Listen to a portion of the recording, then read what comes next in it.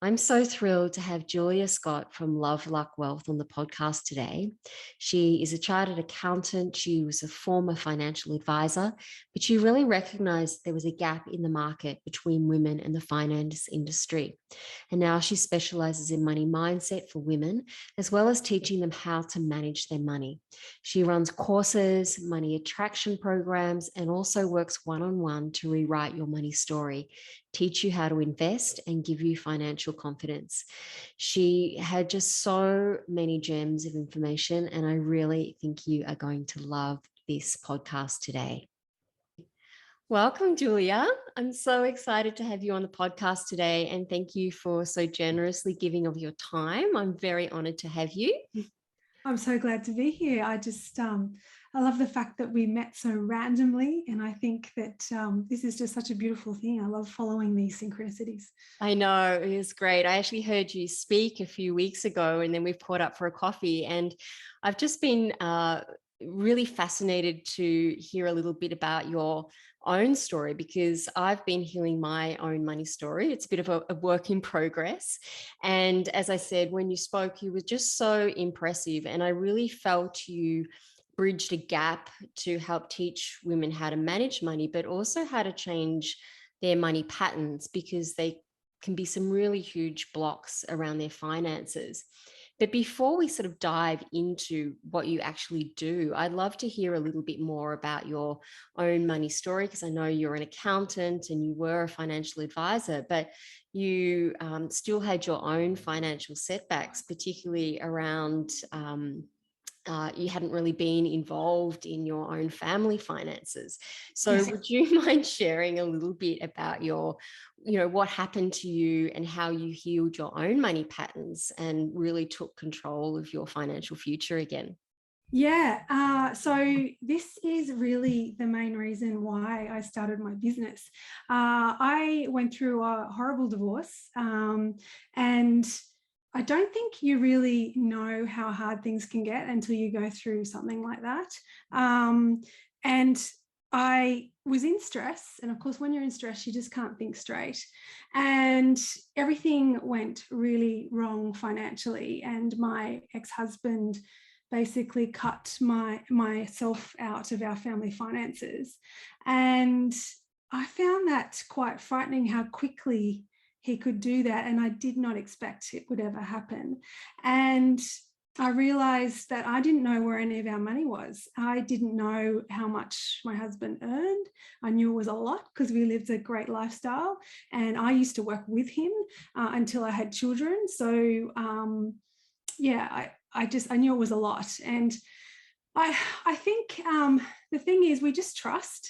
And of course, relationships are supposed to be about trust. So I'm not saying not to trust your partner, but I think we all need to just take a bit of responsibility to ask questions. So lucky I had my family to help me through, and I ended up having to go to court and trying to get access to our funds, which was really hard because possession is 9/10 of the law. Literally, like, whoever holds and controls the money really controls the case. I just thought, if this can happen to me, and I am a finance professional with degrees in this kind of stuff, it can happen to anybody. And coupled with also the fact that I had to restart my own personal finance journey and look after my own money again. I find it really easy to look after other people's money, but when it was my own, it's different. And I realized for the first time in a very long time that money is actually emotional. And why don't we talk about this? Like, especially as a financial advisor, no wonder our clients just, their eyes glaze over and they're not really interested and they're not taking part because they're emotionally not engaged. And they have their head in the sand usually, and they just want someone else to fix it. And yeah, it's just so much more effective when you can tap into your emotions around money and your story, and make educated decisions with heart.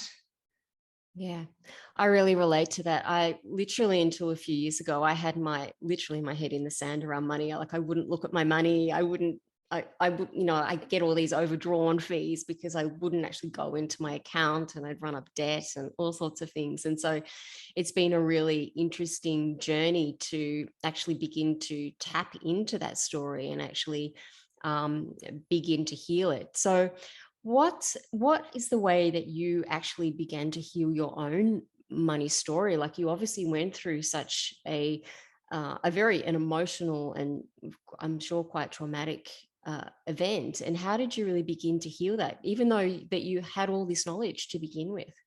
Yeah, well, it took me a long time to heal. I was in court for 8 years, so that's a very long time.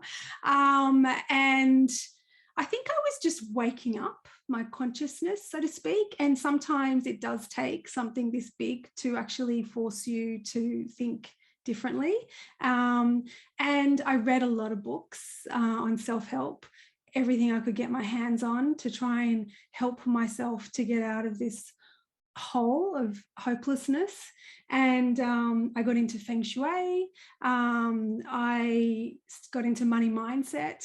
And I think those two things were really what brought me through to the other side, because I know how to make money. It's not hard. And I did go out and get an amazing job pretty quickly after I left my husband. But again, I did that with the use of feng shui. And I literally manifested that through feng shui, and it's so powerful. And the day I did that, I got a knock at the door, and one of my son's school mothers friends' mothers came to pick up her son. And she said to me, "What is it that you do again?" And I told her I was an accountant and financial advisor. And she's like, "Oh my God, like our firm is looking for somebody exactly like you."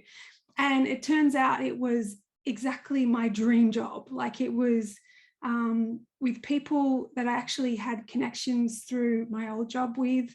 Everything just lined up. It was, if I could choose to work anywhere, it would have been there at that firm. It was very high end. It was working with some of the most wealthiest families in Australia. And I was doing what I love, the people side of it. And I was like, wow, this is fascinating, because I'd literally just written out these intentions and did all this feng shui work around that day. And so it works, right? But then once the money comes in, you also still have to be able to put it to use and not let it fall through your fingers. And again, this all comes back down to your subconscious and your money mindset and the stories that you've been told growing up, whether you believe you're good at money or not, which a lot of women don't. And it's not necessarily their fault. It's something that it's just a societal archetype that women aren't good at money. And up until the 80s even, a lot of the laws in Australia and all around the world reflected the fact that the legal system didn't believe that women were good at money. And so they protected them from their own money and from entering into financial transactions. We weren't allowed to apply for credits or loans without a man co-signing, apparently for our own protection. Like, it's just ridiculous when you look back on it. It's not really that long ago. And I just had this epiphany and this real shift on thinking that, like, it's not just the mechanics about how money makes money. Anyone can learn that. It's the mindset. It's believing that you can actually really make a change here, and you can have and be and do whatever you want. And if you can think it, you can do it, because you wouldn't have even had that thought if it wasn't somewhere in your inner being. Yeah, there's so much I want to unpack from everything you said there. There's so many amazing little gems in that.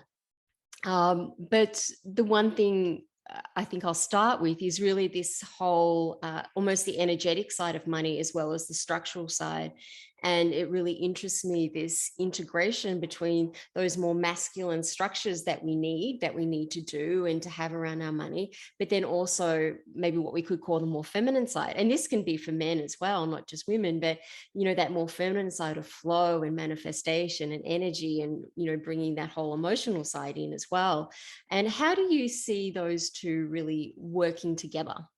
Well, for women, it's all about collaboration and creativity and inclusivity.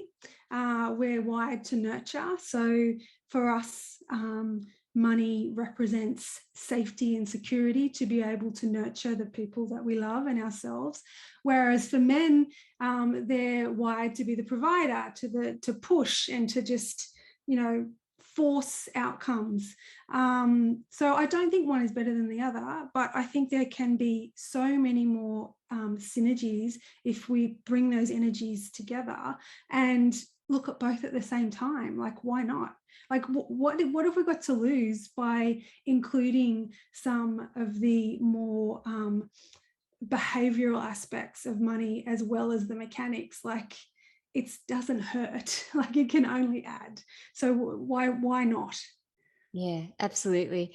And also, just going back to what you were saying too about women's history with money, and it was something you actually mentioned in the talk that I heard you give, is really about the lineage of women with money, and that men have been dealing with money for thousands and thousands of years, and women have really only come into really the scene in, I guess, the last 50 years, maybe longer for some, but in some ways. But how does that really create that story for women, and really how that lineage is really brought in some limitations around thinking about money? Yeah.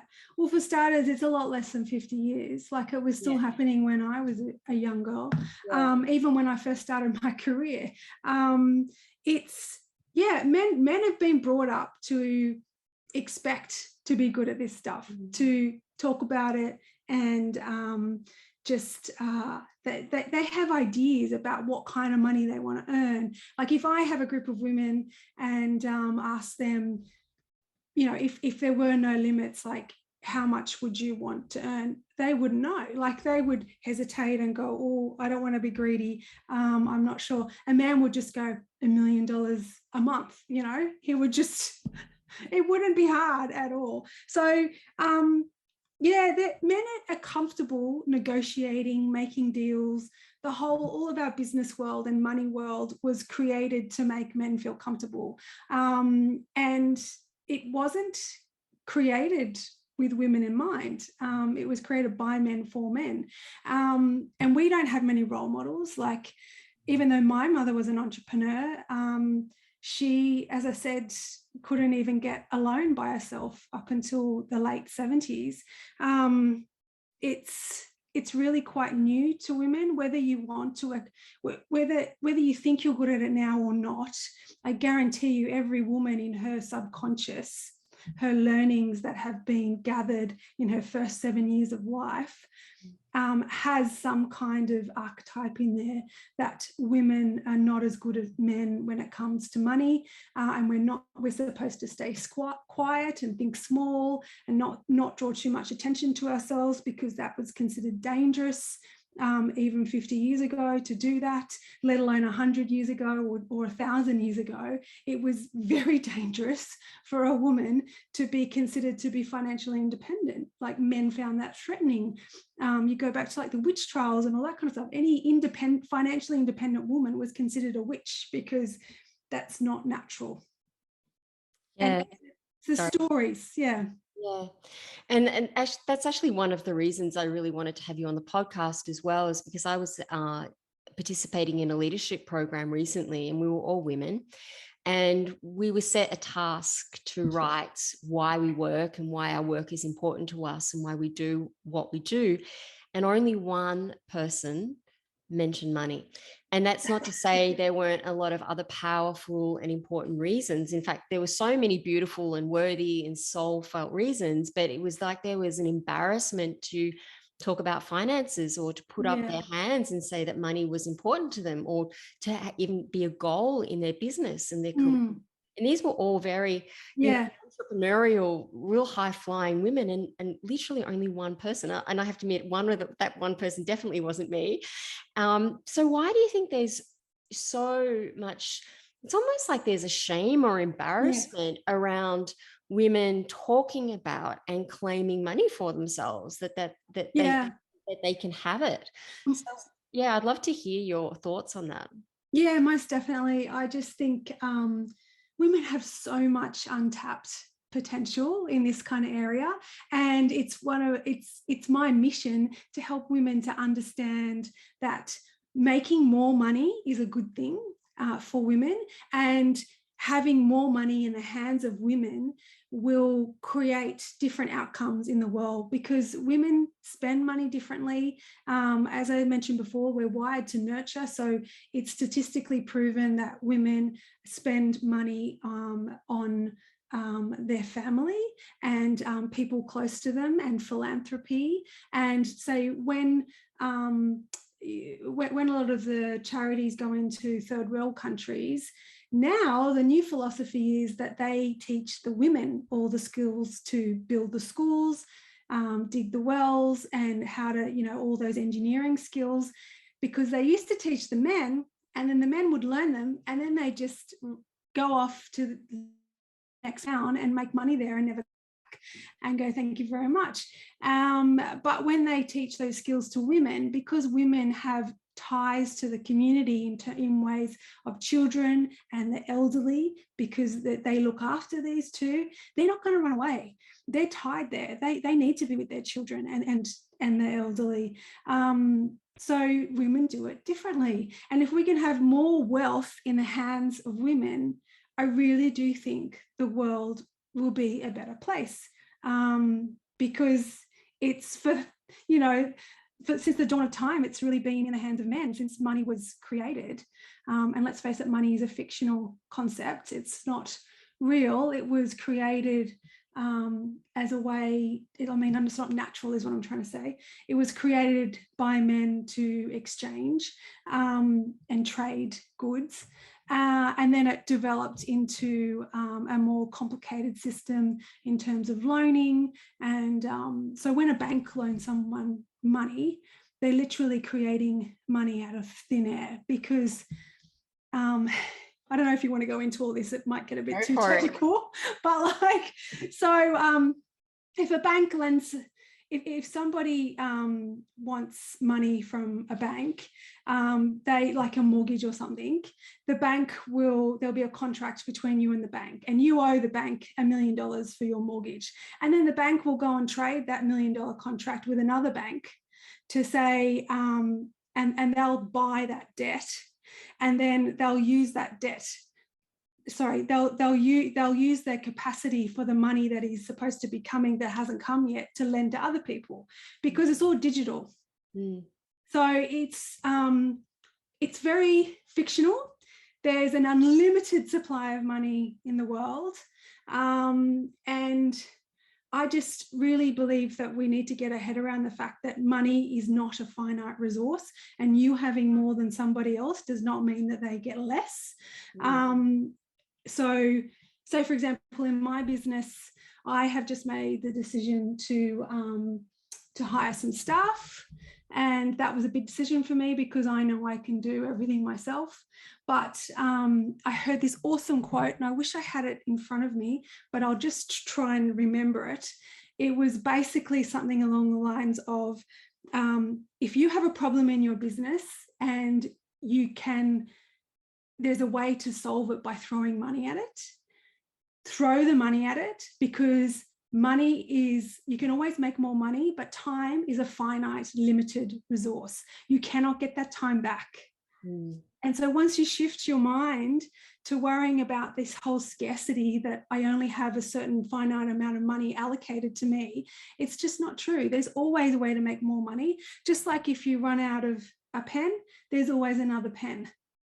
Like, it's just whether you have to go out and buy it, or if you get it from a friend, like an inheritance or a gift, is always more money. Or you might find it on the street.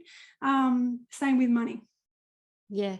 And that's really moving into that flow, isn't it? That you Yeah. spend it, that it also, once you spend it, it allows more to come in, essentially. And Yes. also you're gifting someone else, you're giving someone else a job, so you're paying them. And so Yeah. that's contributing to their lives. So that is really powerful in that way. Very. And one thing you and I also discussed was that also a lot of women tend to say they only need a small amount, but actually, the more wealth that um, we can give so much more, but we're very limited when we don't have Yes. much money. So, could you speak to that just a little? Yeah. Well, because money means choices, right? It's a tool that can be used for good. It's not a bad thing. If we've all got to flip out the way of looking at money as if you have too much of it, you're considered greedy or you've done something that goes against our value system to that nobody's worth that kind of money. You know, like think of the Kardashians. Like a lot of people go, oh, there's no need for that. But like, you know, there's an unlimited supply of money. Like it doesn't matter. And if someone like you or I have more money, or our listeners here who probably do have a great value system, surely money is better in the hands of people like that than people like, I don't know, some old white male politician. Like, you know, it's just, I really do hope that women can see that this is a good thing. It's something to be proud of. And the more money you make, the more people you can help, the further your reach is for your mission in your business. Money is power and money is choices. And let's face it, if women want to get to raise the bar and get onto that same playing field as men, we need to step it up and not be afraid of all this kind of stuff and understand why we find it awkward to have money discussions or to state our prices or to tell someone who owes us money that, you know, it's time to give it back, because men don't have problems with that. Yeah, I love that money is choice. I think that is just so powerful. I've heard you use the term money as your lover, which I think is brilliant. And up until a few years ago, I certainly didn't treat my money that way. As I said, I had my head in the sand. But when I began to really begin to heal my money story and actually, take control of it, so to speak, I found that that was so powerful. So could you share a little bit about how we can make money our lover and why it's so important to do so? Yeah, because I like to think of money as a person. And if you, or even better, like as you said, you're a lover. And if you're not nice to your lover, if you're abusive to your lover, if you don't pay him or her attention, she's going to go somewhere else. Especially if she's beautiful and kind and a great soul, because other people will see her value, right? And they'll entice him or her over. So it's important to pay attention to your money, to not be adverse to money, and to let go of any resistance to receiving money, and just really think about, like a lot of people say, oh, I don't have any money blocks, it's fine. But like if I had a handful of cash in my hands right now, like $100 bills, and I said to you, look at all this money, I love this money, isn't it beautiful? And like it's just divine, and I think it's amazing. How does that make you feel? Like most people would find that repulsive, wouldn't they? Whereas if I brought my daughter in and had her on my lap and said, this is my daughter, isn't she beautiful, and patted her and kissed her and go, she's amazing, everyone go, oh yes, she's gorgeous. And so why are we repelling money? Like most people just have this inbuilt repulsion of just wealth, or having more than enough. Yeah. What do you think, Julia, the key beliefs are, the limiting beliefs are around money? That it's hard to make money, because it's only as hard as you make it. that what else is there? That it makes you a bad person, because it doesn't change you. Money is just a tool. It doesn't have its own real identity. It's not going to change you as a personality. It's simply going to amplify your values that you already have, because it's going to give you power to be able to do more with your choices, and how you want to spend that money. So if you're a horrible person and you come across an extra $1 million, it's probably going to make you even more horrible. And people are going to go, oh yeah, like I didn't even notice how horrible he was until he had more money, because now people are paying more attention to him. It's the same as that. So, and there's so many money blocks. Like for women, there's another one that is really prevalent, which is why me? Like somehow money, like abundance of wealth and like real massive wealth is for other people, not for me. So I'm not even going to allow my mind to go there because it's not relevant to me. That's rubbish, like absolute rubbish. Like anyone can make money. It doesn't matter how, whether you've got a degree or not. It doesn't matter what color of your skin. It doesn't matter how tall or short you are.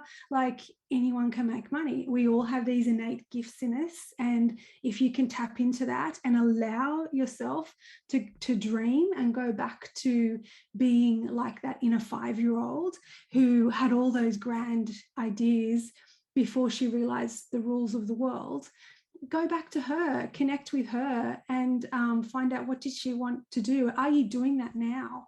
Because putting off happiness in terms of how you make money and how you live your life is like delaying sex until retirement. Like, what's the point? Like, just be happy now. Like, you're allowed to like money. I love that. One thing you really spoke about then is really, like, as you said, going back to that 5-year-old and like connecting with her and the joy of life. And what are some of the key, tools that people can do to actually start to shift their money story? I mean, I know you go into this in a lot of depth in your program, but if you could just a little snippet, that would be awesome. Yeah, sure. I think, first of all, you have to actually acknowledge the resistance that you already have. So if you go back to that example I gave you about if I have a whole heap of money in front of you and I'm in love with it, like what kind of feelings did that bring up for you? Like list them down. Think about all the different sayings you heard growing up about money, good or bad. And just any experiences that you remember. For some people, their parents fought about money. So to them, their subconscious belief, whether they're aware of it or not, is that if they get too much money, it will bring in arguments into their relationship and unsettle everything, which is not true. Like, it's just, we have so many of these experiences growing up that they're not even our stories. They're problems that our parents and grandparents and their grandparents had that were passed down to them. Like, don't waste money. Money's dirty. Like, if you say that to your kids, we all used to say, don't pick up the money, money's dirty. And, it's just all building up and compounding these different layers of repulsion about physical hard cash, that it's somehow gangster-like and not for good people, There's nothing, I'm not religious at all, but like, there's nothing in the Bible that says that money itself is evil. It's about how you use it. And I just think God or source, whoever made us with these desires inside of us, and we're here to grow, just like plants are here to grow, nature, we are here to grow as well. And you can grow so much faster and have so much wider, longer branches if you have wealth. It makes life so much easier. So yeah, find out where you're blocking yourself and then so go back to the past and uncover all of that kind of story, those storylines, and then think about what your fears are today, and then try and find this pattern that connects them. And you'll realize that a lot of your fears today are related to stories you heard growing up, and they're not even yours, and they're definitely not true. Yeah. And once you let go of it, oh my God, it's so powerful. The shifts that happen, the liberation of just letting go of that drama. And then all of a sudden, you don't have any kind of qualms about stating your prices. Like next time you run into someone at an event and they're like, oh, what do you do? And you're super confident about it. And then they go, oh, that sounds like what I need. How much is it? And usually we'd all go, oh, let me send you an email on that, because we've got to think about whether we want to give them a discount or not, because they're a friend or we met them somewhere special and we don't want that judgment. But like, people pick up on that energy. And if you hesitate, they go, oh, well, she obviously isn't confident about how much she's charging. Whereas if you say up front with no hesitation, it's $1,000 an hour, and you back it up with your confidence, and you can clearly state the benefits they're going to have from that. It's like a rehearsed thing and a belief. You have to believe that what you do is worth what you charge. Because if you don't align yourself with that, doesn't matter how many spreadsheets you do and break even scenarios and accounting wise, unless you align with that pricing energetically, it's not going to resonate with your clients, because they're going to pick up on your hesitations around it energetically. And that's really that whole self-value and self-worth, isn't it? We have to believe in our own value when we're stating our prices, and have to feel aligned with that. Otherwise, like you say, there's just going to be that hesitation, and that's really the changing of the whole energy around it. I used to have, when I was growing up, the story that I always used to hear is money doesn't grow on trees, or it won't walk up the garden path type thing. That was always the things that I used to hear. And, it was interesting too. My next question was really going to be around the fact that, like, I wasn't educated around money as a child, from my family or at school. And it wasn't until I educated myself in my 40s that I actually started to really learn about money. I did do a little bit of work around it in my 20s, but really it's been the last 5 years where I've really begun to educate myself. And I think there's also this belief that it has to be difficult. And yet I discovered, and what I really learned, and this is something that you do for women, Julia, that it's actually not really as hard as you think. You just need someone knowledgeable like yourself to teach you. And then when you have a system, it's actually just so much easier. Yes. So what are some of the steps that women can take around educating themselves around their finances? Well, first of all, they need to know where they are. Like, just actually have a look at what you have. I've got lots of free resources on my website to build yourself a balance sheet, which is your assets less your liabilities, and then also look at your cash flow, your monthly kind of cash flow. I'm not asking people to look at that because I want them to freak out and go, oh my God, I'm spending too much and I've got to cut back on my lifestyle. That's the last thing I want to tell people to do. I want people to elevate their lifestyle, because if you elevate your wealth consciousness, that self-worth and self-respect comes up too, and you deserve great things. And I want you to focus all that attention, instead of ways to cut back, ways to make more, because there's plenty of ways to make more money, and most of those ways are right in front of us, but we can't see it because we have these blinkers on, which is our money stories and beliefs. And there's a conscious bias that goes on that doesn't even notice half the options and opportunities to make money in front of us, because we don't believe those kind of options are for us. So if you can shift those kind of beliefs, I guarantee you will see a whole different world. And within days and weeks, you will find random, unexpected opportunities and sources of money coming to you because you're finally open to receiving it. And it's always been there. Like, but if you keep on untrusting everybody and overanalyzing all of your expenses and purchases and over-researching everything, you're going to miss the opportunities to actually make more rather than focusing on that scarcity lack mindset. Yeah, because that's where so much of our focus goes, isn't it? On what, and this is like the human bias, really, the bias of the brain. We tend to focus on the lack and we focus on the scarcity rather than what actually is possible. So it's starting to, to shift your mindset and focus on all of those possibilities rather than the fear and the lack. And that's something that I've certainly really had to learn and work on myself. Yes. Yeah. So the other thing is you're a feng shui, I hope I'm pronouncing it right. Feng shui, is that how you pronounce it? Yes, that's correct. You're a feng shui consultant. And are you able to share any stories or tips for bringing money in to the listeners? I'm sure they would get excited about that. Definitely. Like the biggest thing you can do is to declutter.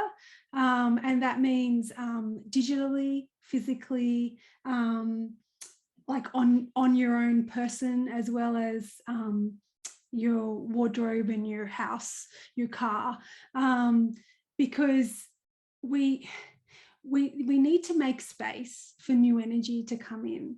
So this is not like for the last 6,000 years, this was called feng shui, but once quantum physics was discovered, now we understand that this is not some kind of art form. This is actually science, right? And if everything has energy, your clothes have energy, the colors have a certain kind of energy, and it all interacts with our own personal energy. So if you are looking to elevate your abundance in your life, the first thing is to make sure everything is around the house is fixed, like there's nothing broken, because that represents sort of broken finances and not having a handle on things. You've got to look at your artwork that's hanging around your house or your office, artwork that you see every day. Is it something that is financially inspiring? Does it have a lot of space and perspective, like you're going somewhere? Or is it dark? Is it singular? So like if you're looking for a partner, you want to have things in twos rather than ones. There's so much you can talk about with that.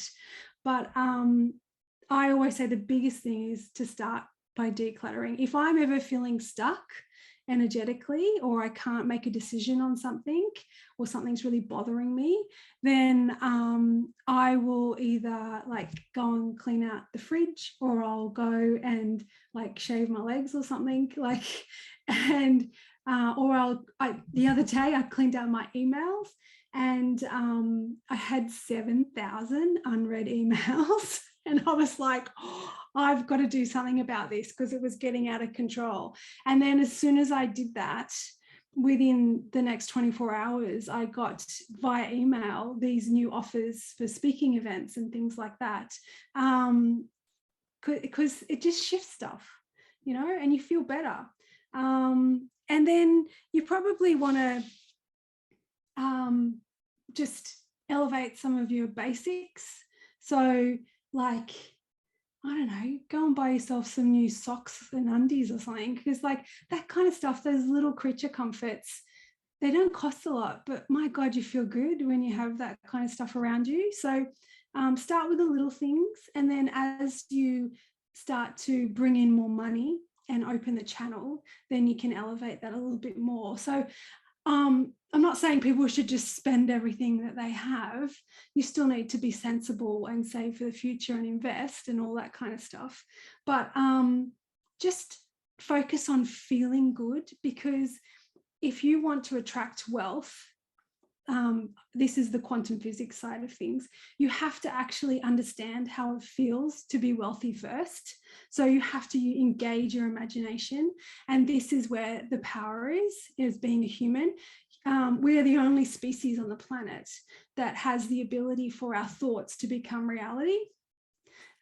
Because, I mean, you know all about this, Sacha, more than me, but like it's just so powerful, and it's just such an untapped resource. And I don't know why it's not just part of the curriculum at school, because as human beings, it's our superpower.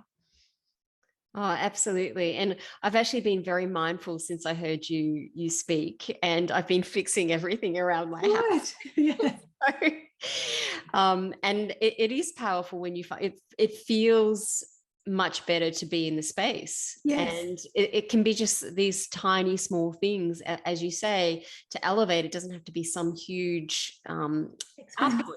It Yeah. can be these small little things that just help you feel better, and you put that energy out into the world, and that's what we also Yeah. receive back in. Yeah. Okay. Just you actually mentioned as well a program that you're doing for kids, Oh, and I yeah. know there's something that I was never taught at school. And you just mentioned it then, we weren't really taught. Why weren't we taught? No. Why weren't we Yeah. taught manifestation 101 as a No. part of the Yeah. curriculum? But how do you think teaching kids at a young age about money can impact them? I think that's so important, especially in the first 7 years, which is the years when we're imprinting. But the thing is, just like topics like religion and sex, I think a lot of parents who maybe already have money issues they don't know about don't want their kids to learn this stuff, because then they come home and point out what they're doing wrong. And it's just awkward for parents. But like um I think we should definitely try and do it in our own homes if you're up for it, because it's such a powerful thing. Just teaching money that kids that money isn't dirty, that money is like a tool for good, helping them to understand the concept of philanthropy, but being careful to also understand the concept that it's okay to make money from your own efforts or ideas. The concept of making money from your ideas is the magical one, because it doesn't take so much effort. So this is why, if you really want to make a lot of money quickly in a new business, the way to do that is to have digital products. So you make them only once, and then you sell them over and over and over again while you sleep, in the background, automated with a website. And people go, oh my God, like, I didn't know, is that legal? Like, I know one of my coaches, she was saying the other day, because she's making millions, like I'm talking like 7 to 10 million a year just on digital courses for like setting up your digital course, and it's just a one downloadable product that she built once, and she's now making $10 million a year. And her husband, who's I think he's a firefighter or something, and he said to her, is this even legal? Like, because she doesn't even do anything, and all this money is just coming in. She's just got an over supply, like this endless waterfall of money coming in.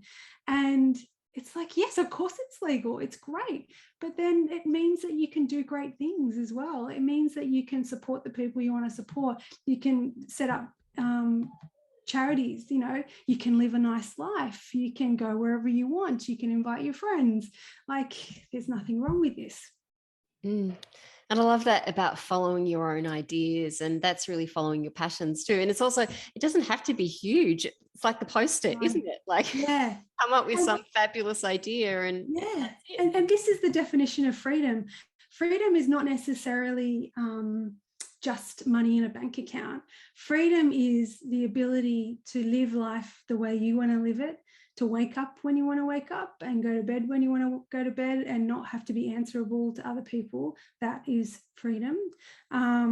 So yeah, it's really powerful. And if we can all just get over these limiting beliefs, there's this whole other life on the other side, and it's so much easier. Like, it does not have to be hard. Why does it have to be hard to make money? I mean, I don't know if I told you the story about me and my interior design business. I don't think so. No. So when I first left my husband, I thought, right, I'm going to not go and get a job. I'm going to go back to uni and do a whole new degree in design, even though I was a finance person. And because I just thought I wanted to do something different, and something that lit me up. And I was always very creative, and I thought that's going to be great. So I went and did that. 50 grand later, came out with a degree, started my interior design business. That's where the feng shui side of things came in, because I was a feng shui based designer. And it was really hard to get it off the ground. And people kept just asking me for financial advice. And I'm like, no, I'm an interior designer. And then I learned about money mindset and blocks and limiting beliefs. And I found out my biggest limiting belief was making money is hard. And I had been making it hard for myself. Like, it wasn't hard for me to get a job. Like, as I said, my dream job, it just fell into my lap when I was ready for it. That wasn't hard. And why was I making it so hard? And then even when I did go into that job, I realized pretty quickly that I was still working in this masculine way of work. And everyone around me was male. And that kind of didn't resonate with me either. So I thought, well, why can't I integrate the feng shui and the money side and help women who are more inclined to be open to this intuitive aspect of money, and focus on them, because nobody's focusing on them.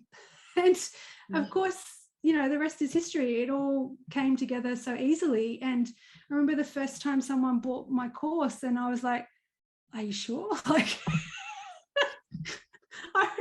I didn't say that to them, but I thought to myself, oh, this is really easy. And like, I had everyone who had called to connect with me for a discovery call or something, like my the rate of closure to make that into a sale was 100%, because people were already sold, like, because the energy was right? So the price was right, the energy was right, the copy was right. It was all aligned with who I actually am and my values, which is about empowering women to make more money and to help the world shift, with all this power that we have.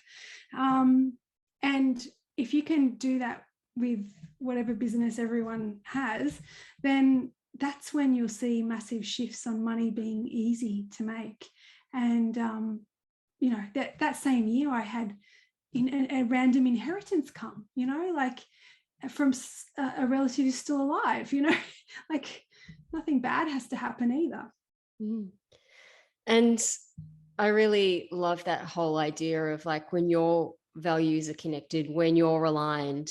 And I love that you actually brought that sort of more passionate, the feng shui, the interior design part, actually into the whole money side. So it's like everything combines, and you're able to share from that place of, I guess, desire and passion and truth within yourself, and you're connected to your values and you're aligned. And then, like you say, it's a no-brainer. People just come in because your energy is just holding it. And so it's just, so you've created a portal for them to come through, and there you go. So this is the thing.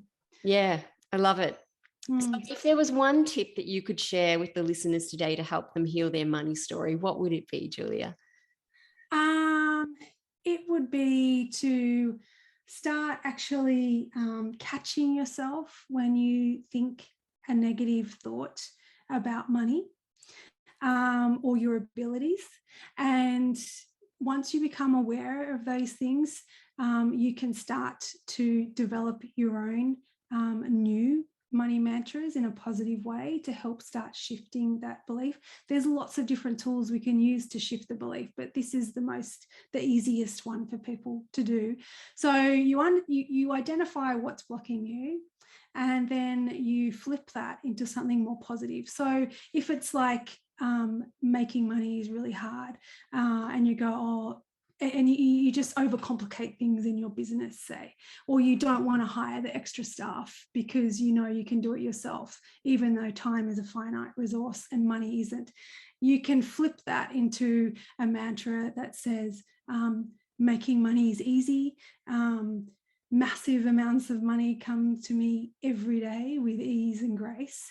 And it might not feel true the first few times you say it, but if you can get in a habit of saying it every single morning and every single night, especially into the mirror, one day, whether it's in 7 days or in 60 days, it's going to flick a switch and you're going to get it.